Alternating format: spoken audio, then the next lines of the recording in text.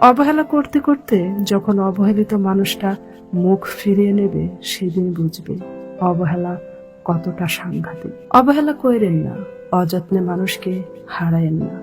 কেউ চলে গেলে বুঝবেন পুরো পৃথিবী এনে দিলেও তার শূন্যতা দূর হবে না।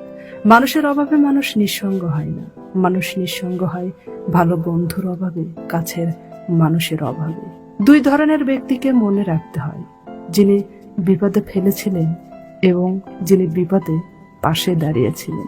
ধাক্কা খেলে একটা জিনিস ভালোভাবে শেখা যায়, কার সাথে জুড়ে থাকতে হয় আর কার থেকে দূরে থাকতে হয়।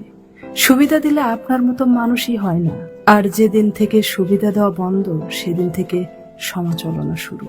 যেখানে ভালোবাসার কদর পকেটের উপর নির্ভর করে, সেখানে মানুষ নয়, টাকাই আসল আত্মীয়। যে যত বেশি ভালো ও সরল মানুষ হয়, তাকে তত বেশি কষ্ট সহ্য করতে হয়। এটাই দুনিয়ার নিয়ম। কারণ দুনিয়া প্রায়শই সরলতাকে দুর্বলতা ভাবে, অথচ সরলতার মধ্যেই সবচেয়ে বড় শক্তি লুকিয়ে আছে। জিন্দা থাকলে নিন্দা হবে, মৃত মানুষের প্রশংসা তো শত্রুও করে। যারা মনের দিক থেকে ভালো মানুষ, বেশিরভাগ ক্ষেত্রে তাদের কপালটাই খারাপ হয়। তাদের মন নিয়ে সবাই খেলা করে। অন্যায় করার পরও যদি অনুশোচনা না আসে, তবে বুঝতে হবে সৃষ্টিকর্তা অন্তরে মোহর মেরে দিয়েছেন।